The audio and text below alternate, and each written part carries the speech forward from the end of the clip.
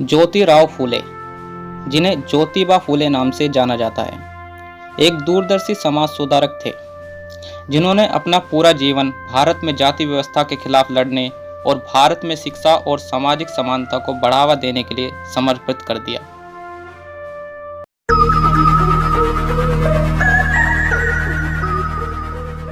भारत के महान व्यक्तित्वों में से एक ज्योतिबा फूले महाराष्ट्र के सतारा जिले में 11 अप्रैल सन 1827 में जन्मे।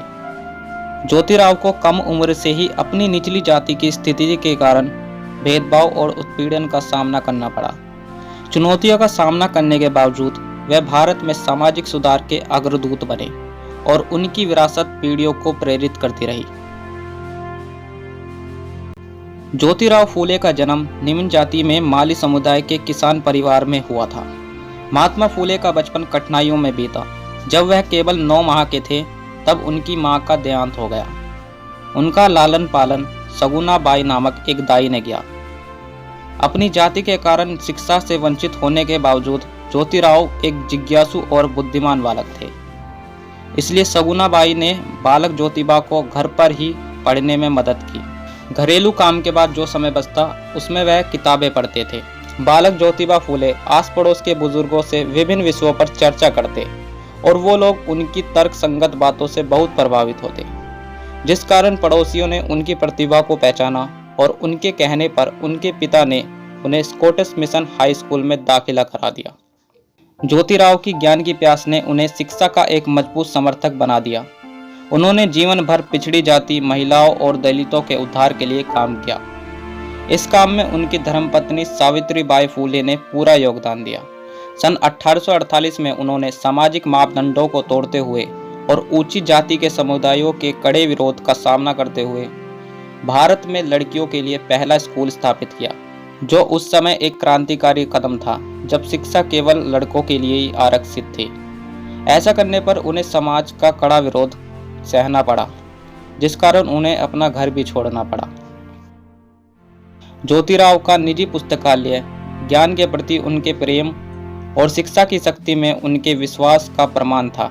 उन्होंने इतिहास और दर्शन से लेकर साहित्य और विज्ञान तक विषयों पर एक विस्तृत श्रृंखला पर पुस्तकें एकत्र की और उच्च जाति के समुदाय के रूढ़िवादी विश्वासों और प्रथाओं को चुनौती देने के लिए अपने ज्ञान का उपयोग किया।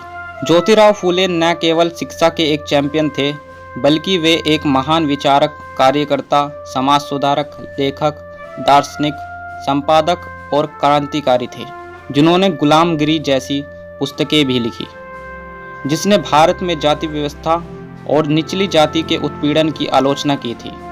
यह पुस्तक एक महत्वपूर्ण कार्य था जिसने मौजूदा सामाजिक व्यवस्था को चुनौती दी और भारत में सामाजिक सुधार आंदोलनों का मार्ग प्रशस्त किया। ज्योतिबा फूले के विचारों और सक्रियता ने भारत में सामाजिक सुधार और महिलाओं और निचली जातियों के सशक्तिकरण को बढ़ावा देने में महत्वपूर्ण भूमिका निभाई। उन्होंने सन 1873 में सत्य शोधक समाज यानी सोसाइटी ऑफ ट्रुथ सीकर्स की स्थापना की, जिसका उद्देश्य सामाजिक असमानताओं को मिटाना और मानव अधिकारों को बढ़ावा देना था।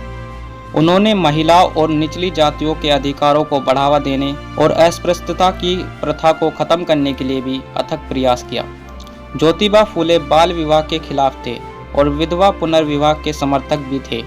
इसलिए उन्होंने नाबालिग बच्चों और विधवा औरतों के रहने के लिए आश्रम भी खुलवाए। ज्योतिबा फूले की विरासत भारत और उसके बाहर भी सामाजिक सुधार आंदोलनों को प्रेरित करती रही है। उनके काम को आधुनिक भारत के विकास में महत्वपूर्ण योगदान माना जाता है और उन लोगों के लिए प्रेरणा का स्रोत है जो भेदभाव और असमानता के खिलाफ लड़ना जारी रखते हैं। ज्योतिबा फूले की विरासत और प्रभाव को आधुनिक भारत में विभिन्न पहलुओं में देखा जा सकता है।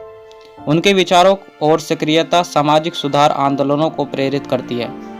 सन 2010 में भारत सरकार ने उनके सम्मान में एक डाक टिकट जारी किया, जिसमें सामाजिक सुधार के अग्रदूत के रूप में उनकी भूमिका को मान्यता दी गई। ज्योतिबा फूले भारत के एक महान सामाजिक क्रांतिकारी थे, जिन्होंने भारत के कई महान व्यक्तियों को भी प्रभावित किया।